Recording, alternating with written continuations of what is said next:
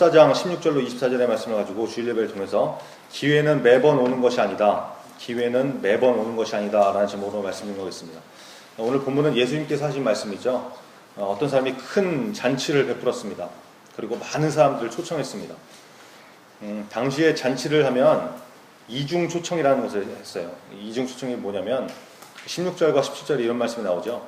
이르시되 어떤 사람이 큰 잔치를 배설하고 많은 사람을 청하였더니 17절 잔치할 시간에 그 청하였던 자들에게 종을 보내어 가로되 오소서 모든 것이 준비되었나이다. 아멘. 잘 보세요. 많은 사람을 청했죠. 잔치가 있습니다. 이렇게 청했어요. 한번 초청한 거죠. 그 다음에 잔치 준비를 다 한 다음에 잔치가 시작될 시간에 다시 종들을 보내서 이제 잔치가 시작됩니다. 전에 말씀드렸던 그 잔치가 시작되니까 오세요. 참석하세요. 이렇게 말하는 거. 이게 이중 초청이라는 거예요. 두 번 초청한다는 거죠. 당시에는 이런 이중 초청이라는 관습이 있었기 때문에 일단 초대에 응한 사람들은 진짜 어쩔 수 없는 일이 아니면 이 초대를 거절하지 못했어요. 만약에 처음에는 거절했더라도 두 번째 가가지고 그래도 좀 꼭 오시라고 근데도 이렇게 거절했다 그러면 이거는 잔치를 베푼 사람한테 대한 아주 모욕적인 행동이고 적대감을 표하는 그런 행위로 인식되기 때문에 굉장히 무례한 일이다라고 받아들였습니다. 그러니까 오늘 그 본문에 나왔던 21절 말씀처럼 사람들이 초청했는데 안 오겠다라는 소식을 듣고 나서 주인이 노했다, 승질났다, 화났다 이게 이해가 되는 거죠. 그냥 뭐 바빠서 안 올 수도 있지 뭘 그런 걸 가지고 짜증을 내고 화를 내냐고 주인 성격 괴팍하네 이상하네 뭐 이럴 일이 아니라는 거예요. 그죠? 문화가 그렇기 때문에 그렇다는 것입니다. 자 이렇게 이중 초청을 했는데 18절에 보니까 초대받은 사람들이 다 어떻게 했어요? 다 일치하게 사양했다고 그러죠. 하나같이 전부 다 사양했다는 것입니다. 그러면서 하는 말이 뭐예요? 어떤 사람은 땅을 샀는데 거기 나가서 땅을 봐야 된다는 거예요. 또 어떤 사람은 소를 샀는데 내가 잔치에 가면 소는 누가 키워 뭐 이러면서 거절하고 어떤 사람은 결혼했는데 뭐 결혼해서 내가 못 간다 이런 변명들 하면서 잔치를 거절했다는 거죠. 이 초대를 거절했다는 거예요. 여러분 이 특징이 무엇입니까? 다 나름대로 자기 일에 바쁜 사람들이었죠. 그러나 이게 지금 즉시 하지 않으면 안 되는 그런 일들은 아니잖아요. 그러니까 우선순위가 굉장히 뒤바뀌어져 있는 그런 삶을 살았다는 것이죠. 여러분 한번 생각해 보세요. 밭에 땅을 샀는데 오늘 나가서 이 땅을 보지 않는다고 해서 내 땅이 없어집니까? 그런 거 아니잖아요.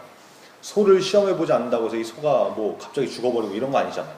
결혼을 했어요. 그러면 뭐 아내하고 같이 있어야 된다고 그러면 아내하고 같이 잔치에 가면 될 거 아니에요.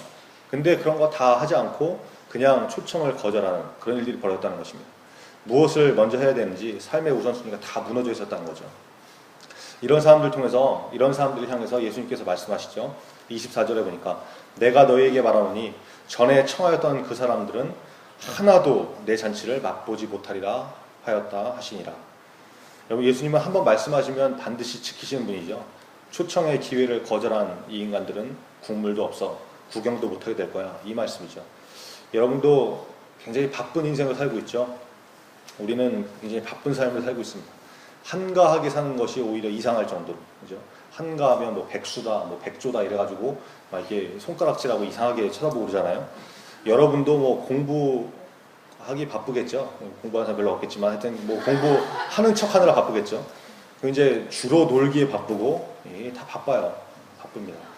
근데 그냥 이렇게 바쁘게 살다 보니까 무엇이 중요한지 뭘 먼저 해야 되는지 이거를 헷갈리고 잊어버리고 놓쳐버리는 경우가 있다는 거예요.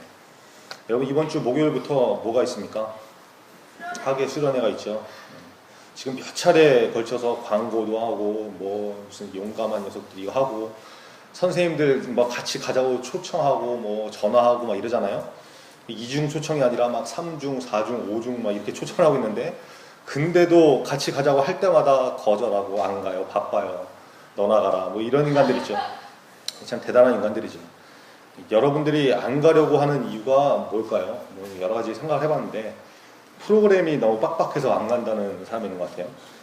이번 수련회는 그렇지 않습니다. 선생님들이 여러분 힘들어할까봐 그런 거 다 고려해서 좀 놀고 즐길 수 있는 그런 프로그램을 이렇게 다 짰어요. 그렇게 알고 있습니다. 회비 25,000원이 비싸서 못 가는 사람들. 비쌀 수도 있죠. 담임 선생님한테 말하세요. 그러면 비싸서 못 가겠다 이렇게 얘기하면 선생님들이 회비를 이렇게 대신 내주는 일이 죄송합니다. 그럴 일들이 뭐 간혹 벌어질 수도 있겠지만 뭐 안 되면 어쩔 수 없지만 뭐 다는 못 내줘도 한 50% 이렇게 할인해 줄 수도 있겠죠. 담임 선생님한테 말하는데도 이 회비 문제가 해결이 안 된다 그러면 저한테 오지 마시고 저는 아무 힘도 없으니까 저기 뒤에 계신 구장거사님 방언마한테 가세요. 그러면 회비 문제가 다 해결될 겁니다. 또 교회에 뭐 친구가 없어서 안 간다고 하는 사람도 있는 것 같은데 저도 여기 친구 없어요. 근데도 저도 이제 둘째 날부터 이제 가는데 여러분 근데 다 수련회 가서 보면 알겠지만 다 이제 지들끼리 이게 친하다고 하는 애들은 그 중에 이렇게 한두 명 있는 거고 그것도 이제 얄팍한 우정이기 때문에 거기서 이제 조금만 흐트러지면 이제 또 다 거기서 싸우고 뭐 이러기 때문에 절규하고 이래서 다 이제 외톨이가 될 거예요. 그러면 걔네들하고 이제 서로 이제 어울려서 놀면 되죠. 걱정하지 말라고. 평소에 이렇게 친하지 못해도 이제 수련회 때를 가면 그때를 이제 기회로 해서 친해지고 그러는 거지. 친구 없어서 안 간다고 그러는 거는 이거는 말도 안 되는 거죠. 이거 핑계지. 그럼 또 무슨 이유가 있어요? 뭐 학원 가야 돼서 바쁘고 뭐 친구들하고 놀아야 되고 그래서 못 간다고. 여러분 좀 그러지 마세요. 1년에 한 번 있는 기회죠. 이게 얼마나 소중한 기회인데 여러분 인생에 있어서 가장 중요한 기회가 될 수도 있어요. 가장 중요한 기회예요 라고 말은 안 하지만 가장 중요한 기회가 될 수도 있다고. 여러분 중에 아직 예수님 만나지 못한 친구들, 나 만난지 안 한지 잘 모르겠다. 예수님 내가 만난 적이 있나? 뭐 이렇게 헷갈리는 사람들, 이 사람들은 꼭 가야 되죠. 그래서 하여튼 여러분 생명의 위기가 있는 그런 문제가 아니면 열심을 내서 이번에 꼭 한번 좀 참석했으면 좋겠습니다. 여러분들은 하루에 얼마를 주님과 동행하십니까? 일주일에 몇 번이나 예수님을 기억하고 사세요? 거의 여러분 한번 보세요. 내 하루가 어떻게 지내는지, 내 일주일이 어떻게 지나가고 있는지, 그 중에 내가 예수님과 함께하는 시간은 얼마나 되는지 한번 기억해 보시라고. 거의 없잖아요. 그렇죠? 완전히 모르는 사람처럼 이렇게 지내고 있다가 주일날 교회 와서 한 30분, 1시간에 잠깐 앉아갖고 믿는 척하고 만나는 척하고 이러다 돌아가잖아요. 그러니까 10년, 20년을 교회 다녀도 예수님 못 만나는 거죠. 만나려고 하는 마음 자체가 없으니까. 그래서 여러분 할 수만 있으면 여러분 때 청소년 시기에 예수님 만나셔야 돼요. 그래서 이 청소년 수련회가 굉장히 중요한 기회죠. 지금 여러분이 예수님을 만나야 하는 가장 좋은 시기입니다. 고린도후서 6장 2절에 이런 말씀이 있다고 했죠. 가라사대 내가 은혜 베풀 때 너를 듣고 구원의 날에 너를 도왔다 하셨으니 보라 지금은 은혜 받을 만한 때요. 보라 지금은 구원의 날이로다. 이 말씀 기억하시죠? 이번 수련회가 여러분 은혜 받고 구원받는 그 기회가 될 것입니다. 초청을 거절하지 마시고 같이 참여해서 갈 수 있는 우리 청소년들 다 되기 바랍니다. 자, 사람들이 이렇게 하나같이 초청을 다 거절했어요. 그래서 종들이 돌아와서 주인한테 얘기를 하죠. 그대로 말을 합니다. 그러니까 이제 뭐 사람들이 다 바빠서 못 온다, 뭐 소 돌본다고 못 온다 이렇게 얘기하니까 주인이 막 화가 나가지고 분이 나서 야 이렇게 멋진 잔치를 준비하고 2번씩이나 내가 초청을 했는데 내 성의를 무시해 나를 거절해 이렇게 화가 난 거죠. 그래서 주인이 종들에게 뭐라고 합니까? 빨리 길거리에 나가서 골목으로 나가서 초청받지 못했던 사람들, 가난한 자, 몸 불편한 사람들, 눈 안 보이는 사람들 이런 사람도 다 괜찮으니까 누구든지 데려오라고 이렇게 얘기합니다. 그래서 종들이 주인이 시키는 대로 가서 열심히 부지런히 또 사람들을 데려왔어요. 근데 자리가 몇 자리 이렇게 남은 거죠. 요즘 자리가 빈자리가 있는 것처럼 몇 자리가 남았나 보죠. 그러니까 주인이 어떻게 합니까? 남은 자리는 그대로 두고 자 잔치 시작하자 이렇게 한 것이 아니라 아무라도 좋으니까 사람들 다 데리고 와서 자리를 다 채워버려야 해요. 모든 자리를 다 채워라. 앉을 자리 없이 꽉꽉 채워라 이렇게 얘기하는 거죠. 이유가 무엇일까요? 24절에 보니까 내가 너희에게 말하노니 전에 청하였던 그 사람들은 하나도 내 잔치를 맛보지 못하리라 하였다 하시니라. 자리가 남아있으면 나중에라도 초청했는데 거절했던 사람들이 지금이라도 혹시 그냥 가볼까? 배고픈데 점심 먹을 데 없는데 가서 밥 먹을까? 이러면서 비집고 들어와서 앉을까봐 아예 자리를 다 채워버려갖고 그 사람들은 오지도 못하게 구경도 못하게 국물도 못 마시게 이렇게 만든다는 거죠. 계속해서 여러분 강조하지만 이번 수련회가 여러분 일생일 때 이런 기회가 될 수 있습니다. 이번에 안 가면 나중에 가면 되지 뭐 다음에 가지 이런 생각을 하는 친구가 혹시 있다 그러면 그 기회를 놓치게 만드는 그런 생각일 수 있다는 것이죠. 여러분, 기회가 왔을 때 그 기회를 잡을 줄 아는 것이 지혜입니다. 기회는 잡으라고 있는 것이지 놓치라고 있는 게 아니잖아요. 오늘 본문에 나오는 사람들의 얘기가 남의 이야기가 아닐 수도 있습니다. 잔치에 갈게요. 약속했다가 직전에 이래서 못 가고 저래서 못 가고, 이게 꼭 우리의 모습과 같지 않냐 말이죠. 예수님 잘 믿을게요. 예배 잘 드릴게요. 교회 잘 나올게요. 수련회 꼭 갈게요. 말은 맨날 이렇게 그럴듯하게 하고 나서 진짜 지켜야 될 시간이 되면 내가 언제 그랬냐는 듯이 수련회 출발하는 날 안 와버리고, 전화할 거 휴대폰 꺼버리고, 이러면 참 속상한 거죠. 그죠? 여러분, 초대했던 주인이신 하나님도 예수님도 그렇게 속상하시지 않겠습니까? 여러분, 많이 바쁘시죠? 방학이니까 노느라고 더 바쁘죠. 노는 게 더 피곤하다고 그러는데, 너무 바빠서 일주일 내내 여러분 하나님을 완전히 잊고 살고 있지는 않습니까? 노느라 너무 바빠서 예배조차 나오지 않는, 교회조차 끊어버리는, 뭐 학원 간다고 수련회도 가지 않는, 거절하는 그런 모습들은 아닙니까? 여러분, 너무 바쁘다고 그러면, 우리의 삶이 너무 바쁘다고 그러면 그것을 주의하셔야 될 필요가 있습니다.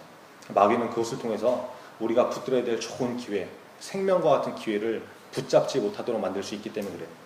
전에 청하였던 그 사람들은 하나도 내 잔치를 맛보지 못하리라, 이 경고의 말씀을 가지고 우리 자신 한번 점검해 보시기 바랍니다.